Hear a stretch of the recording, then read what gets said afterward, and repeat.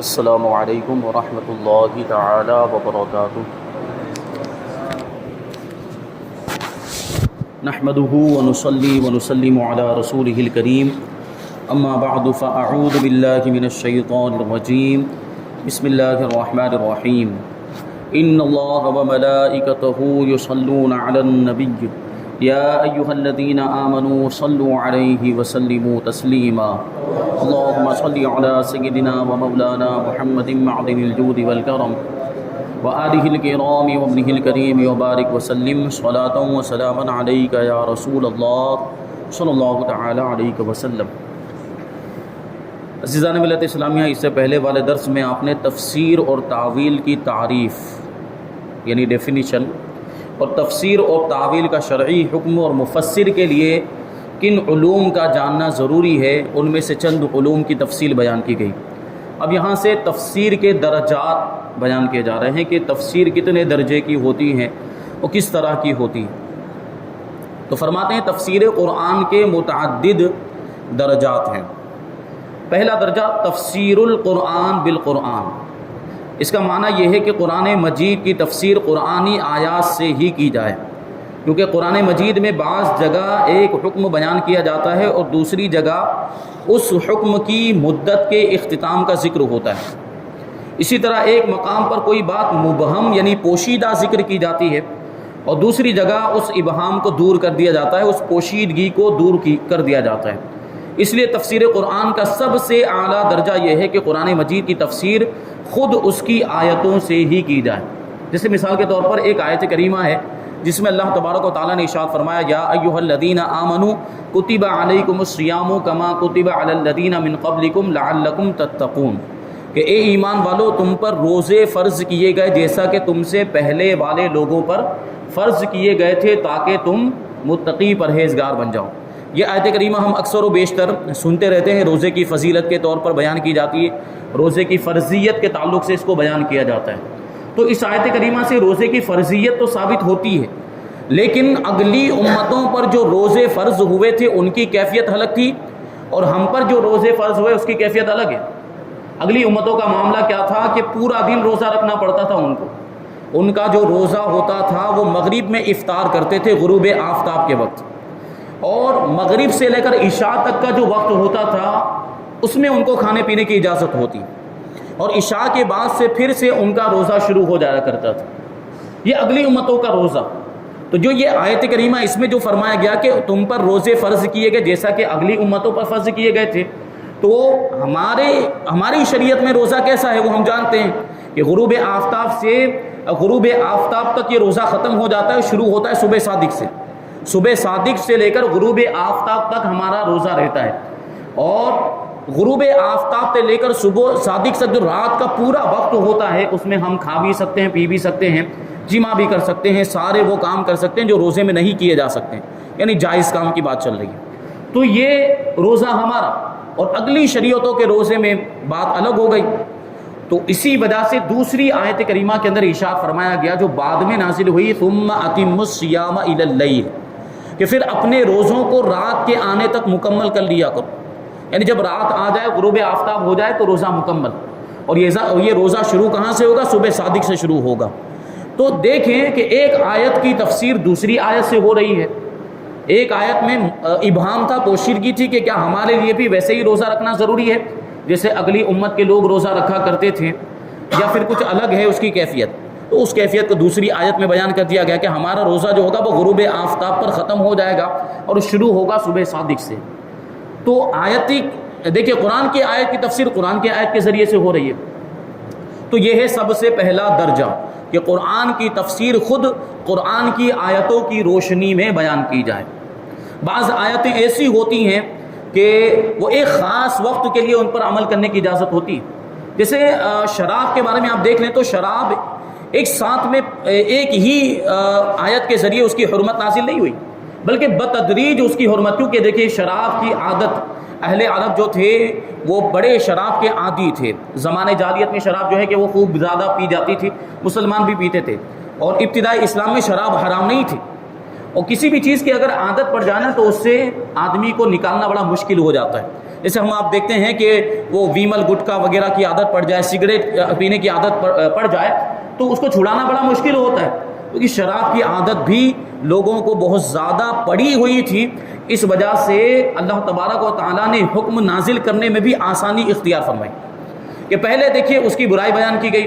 صحابہ کرام نے پوچھا شراب کے بارے میں, جوئے کے بارے میں, تو ارشاد فرمایا گیا کہ ان میں لوگوں کے لیے فائدہ بھی ہے تو نقصان بھی ہے, ان میں نفع بھی ہے اور ان میں گناہ بھی ہے. اور فرمایا گیا کہ وَإِثْمُهُمَا أَكْبَرُ مِن نَفْعِهِمَا, ان دونوں کا گناہ یعنی شراب اور جوئے کا گناہ ان کے فائدے سے کہیں زیادہ ہے, ان کا گناہ جو ہے ان کے فائدے سے بڑھ کر ہے. تو یہ برائی پہلے بیان کی گئی, ابھی تک حرام نہیں کیا گیا, یعنی بچنے کی ترغیب دلائی گئی کہ شراب سے بچا جائے.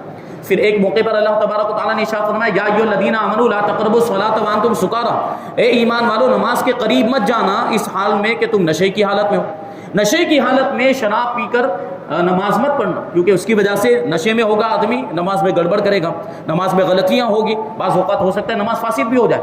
تو دیکھیے نماز کی حالت میں تو حرام کر دیا گیا, لیکن اس سے اس آیت کریمہ کے مفہوم مخالف سے کیا سمجھ میں آیا کہ نماز کے علاوہ پینے کی اجازت ہے. لیکن پھر آیت کریمہ نازل ہوئی یا ایھا الذین آمنوا انما الخمر والمیسر والانصاب والازلام رجس من عمل الشیطان فاجتنبوہ لعلکم تفلحون. اور اس آیت کریمہ میں شراب کو پورے طور پر حرام کر دیا گیا. اب کسی بھی حالت میں کسی بھی جگہ پر کسی بھی مقام پر اس کے پینے کی اجازت نہیں ہے. تو اس طرح دیکھیں بتدریج یہ شراب کی حرمت جو نازل ہوئی, پہلے اس کی برائی بیان کی گئی, پھر نماز کے دوران اس کو حرام کر دیا گیا, پھر پورے طور پر حرام کر دیا گیا. تو جو پہلے والی آیتیں ابھی کوئی اس سے استدلال نہیں کر سکتا. یعنی اب اگر کوئی یوں کہے کہ بھائی صرف نماز میں پینے سے منع کیا گیا تھا, نماز کے بعد پی سکتے ہیں, تو وہ بہت بڑی غلطی پر ہے, کیونکہ اسی قرآن مجید کے اندر یہ آیت کریمہ بھی موجود ہے انما الخمر والمیسر والانصاب والازلام والی آیت, جس میں شراب کو پورے طور پر حرام کر دیا گیا ہے اور بڑی تاکید کے ساتھ اس کی حرمت اس آیت کریمہ کے اندر بیان کی گئی. تو دیکھیں آیتوں کی تفسیر آیتوں کے ذریعے ہو رہی ہے. یہ ہو گیا تفسیر القرآن بالقرآن. دوسرا درجہ ہے تفسیر القرآن بالحدیث. اس کا معنی یہ ہے کہ قرآن مجید کی تفسیر تاجدار رسالت صلی اللہ علیہ وسلم کی احادیث سے کی جائے, کیونکہ اللہ تعالیٰ نے اپنے حبیب صلی اللہ علیہ وسلم کو قرآن مجید کے معانی, احکام اور تمام اسرار و رموز سکھا دیے ہیں. حضور پاک صلی اللہ علیہ وسلم سے زیادہ قرآن کو کون سمجھ سکتا ہے, تو حضور ہی سب سے بہتر اس کی تفسیر بیان کر سکتے ہیں. تو اگر قرآن کی آیتوں کے ذریعے ہی تفسیر ہو جائے تو بہتر ہے, اور قرآن کی آیتوں کے ذریعے سے اگر تفسیر نہیں ہو رہی ہے تو پھر حدیثوں کے ذریعے سے تفسیر بیان کی جائے گی, اور اس کو تفسیر القرآن بالحدیث کہا جاتا ہے. اس لیے جب قرآن مجید کی تفسیر قرآنی آیت سے نہ ملے تو حضور صلی اللہ علیہ وسلم کی احادیث سے ان کی تفسیر بیان کی جائے. اور تیسرا درجہ ہے تفسیر القرآن بآثار الصحابہ. اس کا معنی یہ ہے کہ قرآن مجید کی تفسیر صحابہ کرام کے اقوال سے کی جائے, کیونکہ یہ وہ حضرات ہیں جنہوں نے براہ راست ڈائریکٹ بالمشافہ حضور صلی اللہ علیہ وسلم سے قرآن مجید کی تعلیم حاصل کی.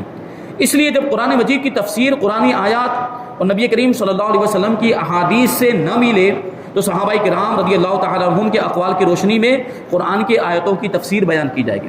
کیونکہ صحابی جب قرآن کی کسی آیت کی تفسیر بیان کرتا ہے تو اس کے تعلق سے ہم پہلے ہی سن چکے کہ وہ حدیث مرفوع کے درجے میں ہے, یعنی اس کا مطلب یہ ہے کہ وہ اپنی طرف سے نہیں بیان کر رہے ہیں, انہوں نے رسول پاک صلی اللہ علیہ وسلم سے سنا ہوگا اسی لیے وہ بیان کر رہے ہیں. تو صحابہ کرام کے اقوال کے ذریعے سے تفسیر بیان کی جائے تو اس کو کہیں گے تفسیر القرآن بآثار الصحابہ. چوتھا درجہ ہے تفسیر القرآن بآثار تابعین. اس کا معنی یہ ہے کہ قرآن مجید کی تفسیر تابعین کے اقوال کی روشنی میں کی جائے, کیونکہ یہ وہ لوگ ہیں جنہوں نے صحابہ کرام رضی اللہ تعالی عنہم سے قرآن مجید کی تفسیر سیکھی.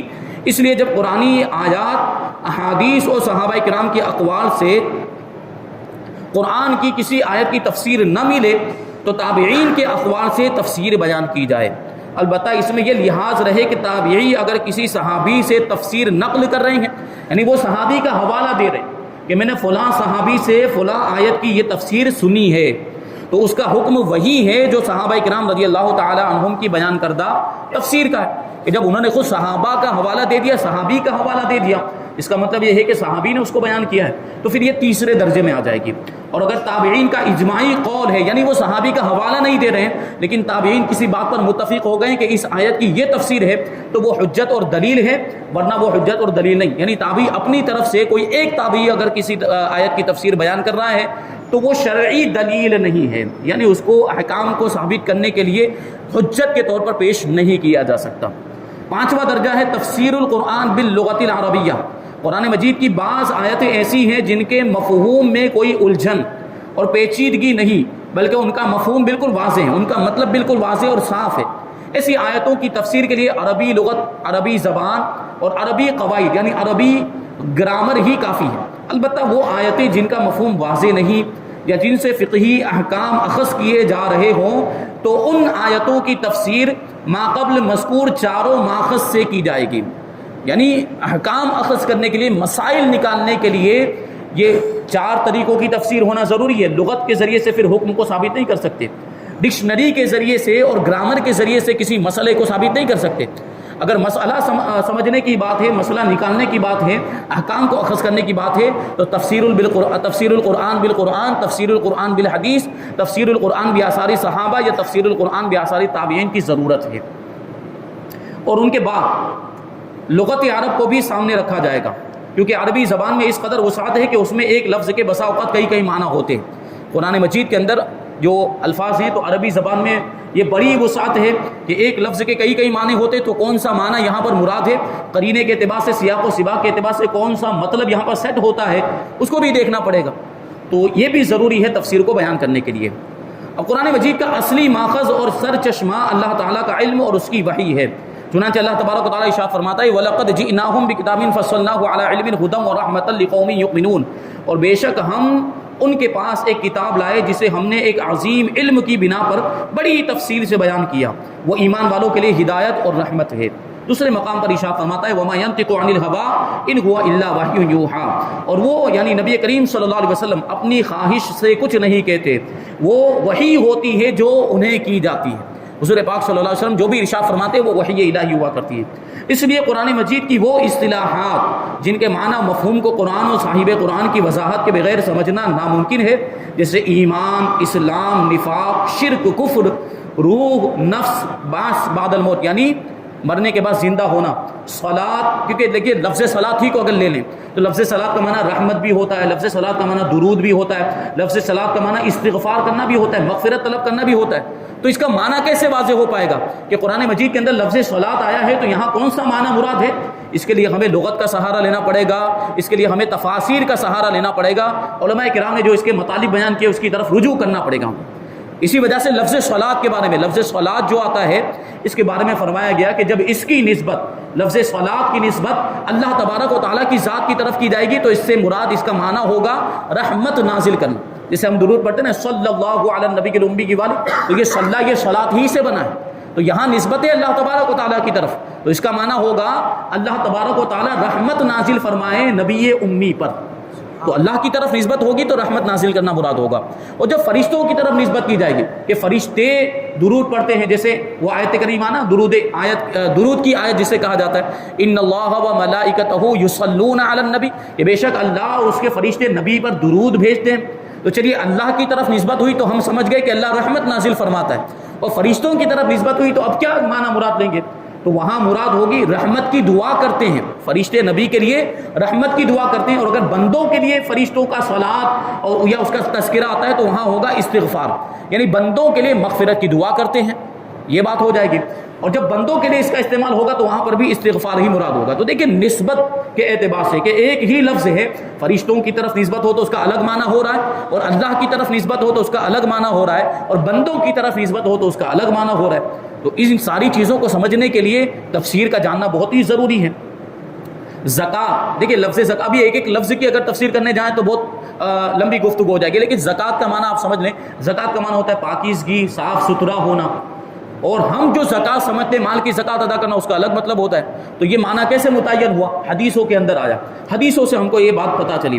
صوم، حج، ربا یعنی سود، بیاج.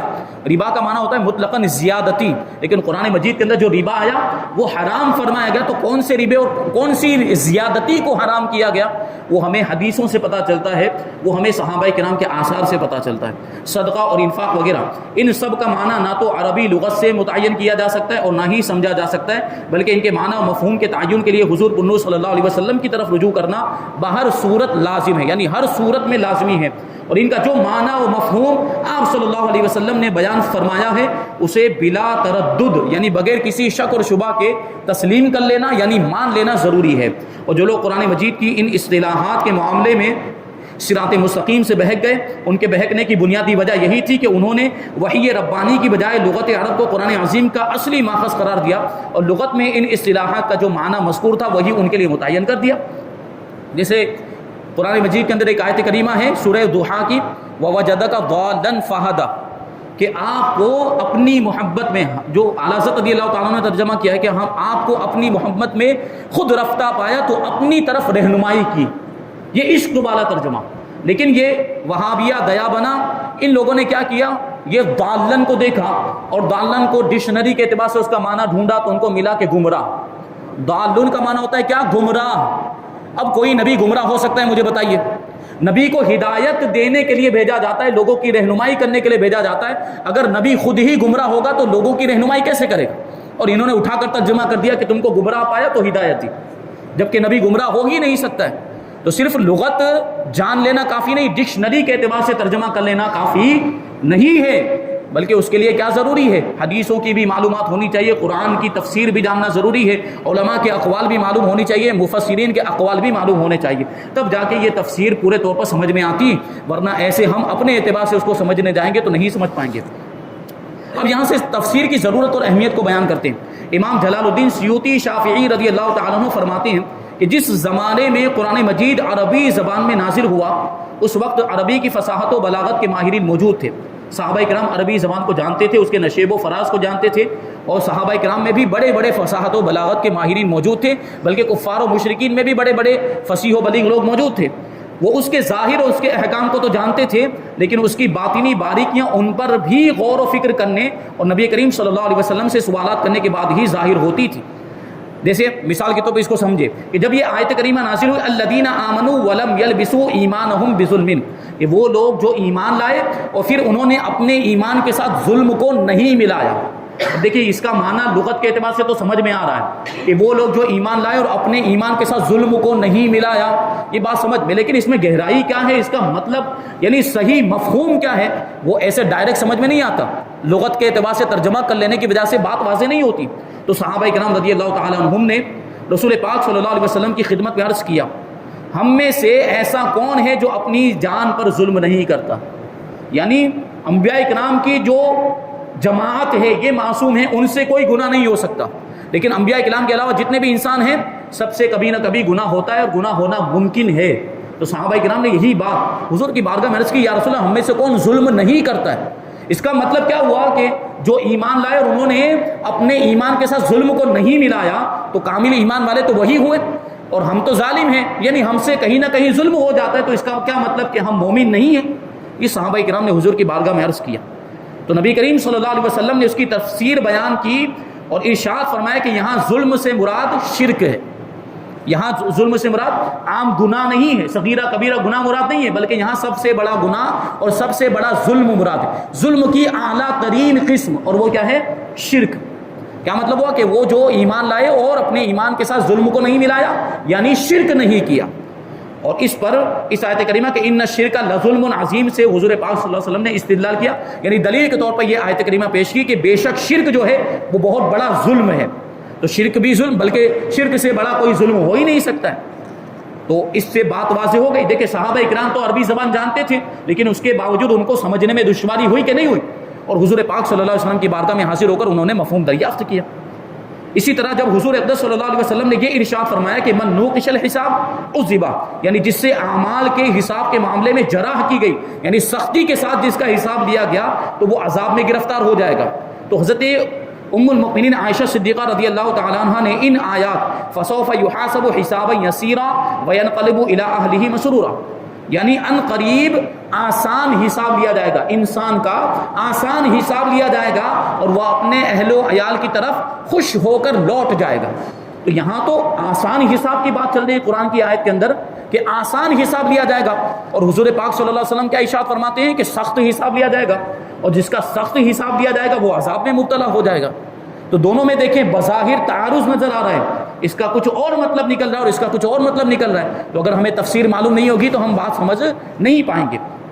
تو جب ام المؤمنین نے یہ سوال پوچھا تو نبی کریم صلی اللہ علیہ وسلم نے ارشاد فرمایا کہ یہ تو صرف اعمال کا پیش ہونا ہے، یعنی وہ مناقشہ مراد نہیں جو حدیث میں فرمایا گیا، یعنی ان کا آسان حساب لیا جائے گا، یعنی ان کے عمل پیش کیے جائیں گے، حساب تو بعد میں ہوگا اور اس میں سختی ہوگی۔ جب میدان فصاحت و بلاغت کے شہ سواروں کو، جب ام المؤمنین حضرت عائشہ صدیقہ رضی اللہ تعالیٰ عنہ کا معاملہ یہ کہ علوم میں بڑی مہارت رکھتی تھی، عربی زبان کی بڑی ماہر تھی اور حدیث کو بھی سمجھنے والی، قرآن کو بھی سمجھنے والی، اس کے باوجود ان کا یہ معاملہ، ام المؤمنین کا یہ معاملہ کہ اس آیت کریمہ اور اس حدیث کو وہ سمجھ نہیں پائی، حضور پاک صلی اللہ علیہ وسلم سے ان کو پوچھنا پڑا تو ہم اور آپ کس شمار میں ہیں؟ فصاحت و بلاغت کے شہ سواروں کو قرآن کے معنی سمجھنے کے لیے الفاظ قرآنی کی تفسیر کی حاجت ہوئی تو ہم تو اس چیز کے زیادہ محتاج ہیں جس کی انہیں ضرورت پڑی، بلکہ ہم سب لوگوں سے زیادہ اس چیز کے زیادہ محتاج ہیں، کیونکہ ہمیں بغیر سیکھے لغت کے اسرار و رموز، یعنی زبان کے جو راز ہوتے ہیں اور اس کے مراتب ہوتے ہیں وہ ہمیں معلوم نہیں ہو سکتے۔ قرآن فہمی یعنی قرآن کو سمجھنا بہت بڑی عبادت و سعادت ہے، کیونکہ قرآن ہماری کتاب ہدایت ہے، ہم اس کو جتنا سمجھنے کی کوشش کریں گے اور جتنا وقت اس میں لگے گا ہمیں برابر عبادت کا ثواب ملتا رہے گا۔ لہٰذا تلاوت قرآن کے ساتھ مستند یعنی قابل اعتبار صحیح اور معتبر تفاسیر کے ذریعے قرآن کے معانی بھی سمجھنے کی کوشش کرنی چاہیے۔ حضرت ایاس ابن معاویہ رضی اللہ تعالیٰ عنہ فرماتے ہیں کہ جو لوگ قرآن مجید پڑھتے ہیں اور وہ اس کی تفسیر نہیں جانتے، ان کی مثال ان لوگوں کی طرح ہے جن کے پاس رات کے وقت ان کے بادشاہ کا خط آیا اور ان کے پاس چراغ نہیں جس کی روشنی میں وہ اس خط کو پڑھ سکے، تو ان کے دل ڈر گئے اور انہیں معلوم نہیں کہ اس خط میں کیا لکھا ہے۔ اور وہ شخص جو قرآن پڑھتا ہے اور اس کی تفسیر جانتا ہے، اس کی مثال اس قوم کی طرح ہے جن کے پاس قاصد چراغ لے کر آیا تو انہوں نے چراغ کی روشنی میں خط میں جو لکھا ہوا تھا اس کو پڑھ لیا اور انہیں معلوم ہو گیا کہ خط میں کیا لکھا ہوا ہے، تو انہیں ڈرنے اور پریشان ہونے کی ضرورت ہی نہیں پیش آئی۔ جیسا بھی مثال کے طور پر بادشاہ کی بات چلیے کہ بادشاہ کا خط آیا، وہ قوم کی مثال دی گئی، بادشاہ کا خط آیا اور جس قوم کے پاس خط آیا رات کے وقت پہنچا تھا وہ خط اور ان کے پاس روشنی نہیں، چراغ نہیں تھا، اب وہ پریشان کیونکہ خط کو پڑھ نہیں پا رہے تھے اور خط کو نہ پڑھنے کی وجہ سے اب وہ ڈر گئے کہ اس میں کیا لکھا ہوگا، بادشاہ نے کیا لکھا ہوگا، ہو سکتا ہے کہ کوئی پروانہ ہو، یہ کوئی خوشی کی بات ہو سکتا ہے کہ کوئی غم کی بات ہو، لیکن جب تک پڑھیں گے نہیں وہاں تک کیسے پتہ چلے گا؟ تو قرآن مجید بھی تو اللہ تبارک و تعالیٰ کا پیغام ہے۔